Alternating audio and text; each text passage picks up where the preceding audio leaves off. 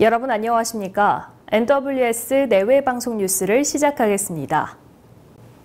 문재인 대통령의 국정 수행 지지율이 2주 연속 50%를 유지하다 북한 미사일 발사체 여파로 40%대로 떨어졌습니다. 여론조사 전문기관인 리얼미터는 7월 5주차 주간 집계 결과 문 대통령에 대한 지지율이 한 주 전보다 2.2%포인트 떨어진 49.9%를 기록했다고 밝혔습니다. 국정 수행을 잘못하고 있다는 부정평가는 1.8%포인트 오른 45.5%로 집계됐습니다. 리얼미터는 대통령 국정 지지율이 북한의 미사일 발사로 하락했다가 일본의 화이트리스트 배제 조치로 주 후반에는 V자형으로 반등했다고 분석했습니다.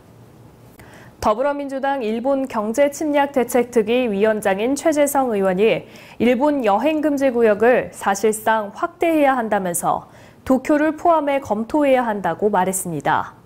최재성 의원은 얼마 전에 도쿄에서 방사능 물질이 기준치보다 4배인가 초과 검출됐다며 방사능이 기준치 이상으로 초과 검출돼 안전이나 생명, 건강에 위해가 될 정도인 지역은 여행 금지 구역을 확대해야 한다고 말했습니다.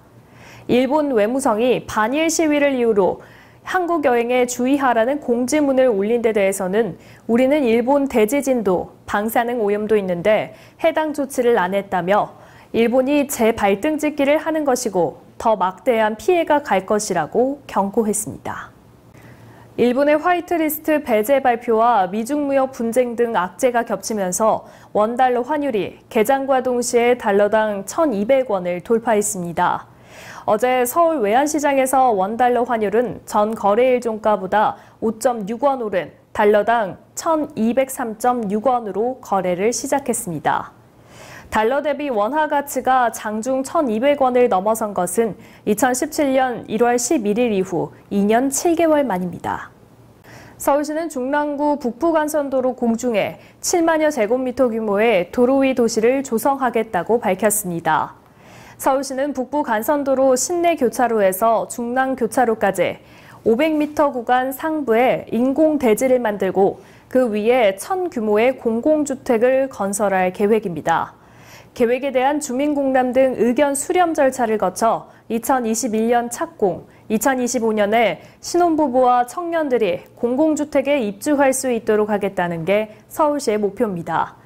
박원순 서울시장은 자족 기능을 갖춘 북부간선도로 상부의 공공주택이 도시공간 재창조 효과를 내고 지역 발전에 마중물 역할을 할 수 있을 것이라고 설명했습니다.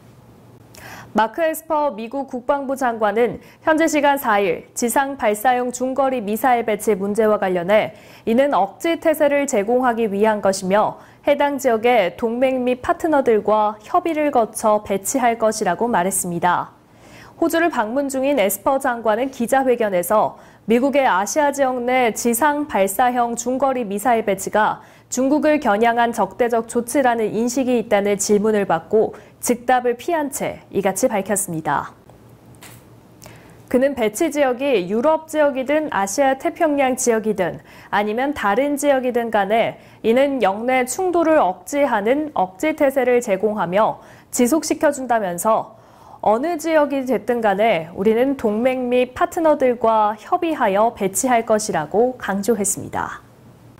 정보통신정책연구원은 70대 이상의 스마트폰 보유율이 2013년 3.6%에서 지난해 37.8%로 5년 만에 10배 이상 급증했다고 밝혔습니다. 60대는 19%에서 80.3%로, 50대는 51.3%에서 95.5%로 각각 늘어나는 등 전체 연령 평균 스마트폰 보유율이 2013년 68.8%에서 89.4%로 20.6%포인트 증가했습니다. 홍남기 경제부총리는 수출 제한 3대 품목을 포함해 주력 산업과 차세대 신산업 공급망에 결정적 영향을 미치는 100개 전략적 핵심 품목을 선정해 집중적으로 투자해 5년 내 공급 안정을 이루겠다고 말했습니다. 또 전략적 핵심 품목에 대해 기술 개발과 양산 평가가 최대한 신속히 진행되도록 집중 지원하겠다며 재정과 세제, 금융, 규제 완화를 통해 국내 기술 개발에 집중을 육성하고 투자 지원을 통해 해외 기술 도입에도 나설 것이라고 설명했습니다. 특히 기술 개발에 꼭 필요한 경우 환경 절차 패스트트랙을 적용하고 특별 연장근로 인가와 재량근로 활용을 추진하겠다며 예비 타당성 조사 면제 등 전폭적인 지원을 약속했습니다. 배우 마동석 씨가 마블의 새 영화 이터널스 출연진과 함께한 단체 사진을 공개하며 이목을 모았습니다. 마동석 씨는 SNS에 마블, 이터널스, 길가메시라는 글과 함께 엔젤리나 졸리를 비롯한 주연 배우들과 어깨를 나란히 한 사진을 게재했는데요. 듬직한 체구에서 뿜어져 나오는 카리스마와 푸근한 미소가 눈길을 끌죠. 마동석 씨는 이터널스의 주연진 10명 중 1명으로 한국계 배우 최초로 초인적인 힘을 가진 히어로 길가메시 역을 맡았는데요. 이달 중 미국으로 출국해 촬영 준비에 돌입할 예정으로 내년 11월쯤 개봉한다고 합니다. 프랑스 프로축구 브로도의 황의조가 이적 후 첫 골을 신고했습니다. 제노아의 프리시즌 경기에 선발 출전한 황의조는 팀이 0대2로 끌려가던 전반 36분 만회골을 터뜨리며 보르도 이직 후 첫 골을 기록했습니다. 황의조는 후반 16분 교체된 가운데 보르도는 막판 결승골을 허용하며 2대3으로 패했습니다. 이적 후 세 번째 경기 만에 득점포를 가동한 황의조는 오는 11일 앙제를 상대로 정규리그 데뷔전을 치를 예정입니다. 8월 1일 내외 방송은 소상공인 살리기 특집 방송 녹화를 구리시 구구곱창에서 시작했습니다. 어려운 경제 여파로 소상공인들의 폐업 및 휴업이 잇따르자 내외 방송은 지역 소상공인들에게 지역 방송 차원의 무료 홍보 방송을 시행하게 됐다는데요. 내외 방송은 리포터, 영상 녹화 및 편집을 전액 무료로 제공하여 첫 방송으로 보도했습니다. 영업에 어려움을 겪고 있는 소상공인들은 내외 방송으로 신청하면 일정을 조율하여 무료 홍보 방송을 이용할 수 있습니다.